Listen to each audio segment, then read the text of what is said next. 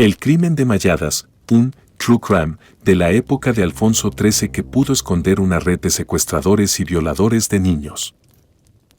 5 jornaleros fueron condenados por un macabro crimen tapado por las autoridades que apunta a la alta sociedad. Los 5 jornaleros condenados por el crimen de Malladas, junto a un letrado y un carcelero, semanario, día y noche. 5 personas, entre ellas 2 niñas y una mujer embarazada, fueron asesinadas a hachazos en un aislado caserío de Cáceres a mediados de julio de 1915. Fue un crimen atroz que conmocionó a la opinión pública en la convulsa España de la Restauración y se convirtió en un auténtico true crime de la época, con un largo proceso judicial, falsas acusaciones, teorías conspirativas y ríos de tinta en los periódicos. Personalidades como Unamuno o el mismísimo rey Alfonso XIII se vieron involucradas en un macabro crimen que nunca se resolvió y que 108 años después sigue siendo un misterio. Todo el mundo sabía que el proceso policial y judicial fue un montaje para condenar a 5 inocentes y desviar la atención sobre quienes pudieron ser los verdaderos culpables, afirma el escritor Luis Rosso, que ha desempolvado el caso después de 3 años de investigación. Por aquel crimen fueron condenados a cadena perpetua 5 humildes jornaleros que el día de la masacre estaban segando en la provincia de Salamanca, muy lejos del lugar de los hechos, como así lo atestiguaron varias personas. No había ninguna prueba contra ellos y en el juicio quedó patente que todo era una farsa, asegura Rosso, quien subraya que la condena a prisión ya es muestra de que algo no encaja.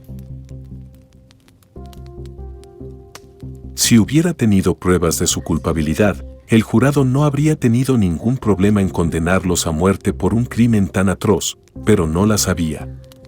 Y la acusación popular sabía que el jurado no condenaría a muerte a 5 inocentes, por muy sobornado y amenazado que estuviera, porque eso era demasiado bestia.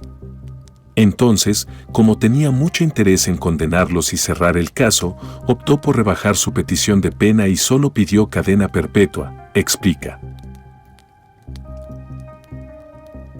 Aquella acusación popular estaba financiada por el conde de Malladas, Agustín Díaz Ajero, dueño de la finca en la que tuvo lugar la masacre.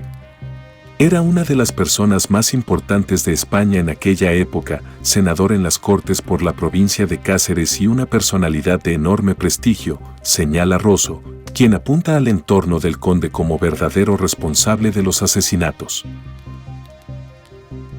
La sentencia dijo que el móvil del crimen fue un robo, pero no se sostiene por ningún lado. No tiene sentido tanta violencia y brutalidad por un simple robo. Cuando empecé a investigar el caso, pronto me di cuenta de que era muchísimo más gordo de lo que pensaba, dice, convencido de que detrás se encontraban personas muy poderosas de la época. Rosso no tiene pruebas que confirmen su teoría, pues estamos hablando de un crimen cometido hace más de un siglo, pero alberga pocas dudas de que aquí se esconde una oscura trama de abusos sexuales a menores. A esa conclusión ha llegado tirando de un hilo, que la investigación pasó por alto deliberadamente. Una de las víctimas mencionó un nombre. El único hombre que se encontraba entre las víctimas, un criado de la finca de Malladas, sobrevivió 3 días gravemente herido antes de morir. En su lecho de muerte, llegó a identificar a un vecino del cercano pueblo de Moraleja, Juan Callejo Domínguez, como autor del crimen, junto a varios amigos. Pero aunque este sospechoso fue detenido, el juez lo dejó en libertad después de varias semanas a petición de la propia acusación popular. No solo fue liberado a petición de la acusación, sino que poco después se marchó a América y vivió allí varios años. Era un humilde jornalero sin apenas recursos, ¿cómo es posible que se pagara un viaje tan caro? Se pregunta Rosso, que también tiene la respuesta. Está claro que alguien con dinero le pagó el viaje para que desapareciera durante un tiempo, seguramente la misma persona que me dio para que fuera liberado. Pero después de unos años en América, Juan Callejo regresó a España y en 1924 volvió a ser detenido en Salamanca por el intento de rapto de una niña de 10 años y un niño de 3. Esta es una de las averiguaciones más importantes que he hecho, subraya Rosso. Callejo fue detenido infraganti intentando secuestrar a 2 niños. Lo pillaron literalmente con un niño de la mano, pero sorprendentemente el fiscal retiró la acusación en el juicio y solo fue condenado a 3 meses de prisión. De nuevo, una mano negra lo salvó de una dura condena. Lo pillaron literalmente con un niño de la mano, pero sorprendentemente el fiscal retiró la acusación en el juicio. En la prensa de la época se decía que Callejo iba a entregar a los niños a una persona elegante que le estaba esperando en un vehículo. En las crónicas ya se daba a entender que Callejo era solo una especie de conseguidor, el autor material del rapto, pero que detrás podía haber una trama de abusos a menores, explica. Pero aún hay más. Cuando detuvieron a Callejo en Salamanca, le encontraron una nota en un bolsillo con una dirección que ponía Hilarión Eslava 5, primero. Solo 2 meses antes, en la calle Hilarión Eslava de Madrid habían desaparecido 3 niñas, un suceso muy mediático del que estaban hablando todos los periódicos, que no tardaron en relacionar ambos hechos.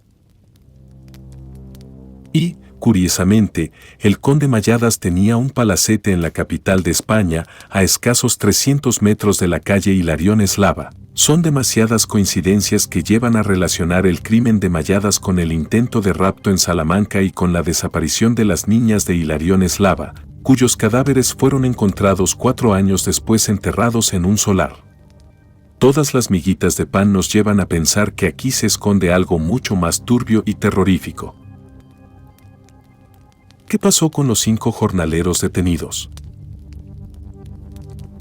Los 5 inocentes condenados por el crimen de Malladas fueron liberados en enero de 1926, una década después de los hechos, y tras una intensa campaña por su liberación, emprendida por su abogado defensor y que llegó a implicar a importantes personalidades, entre ellas Miguel de Unamuno.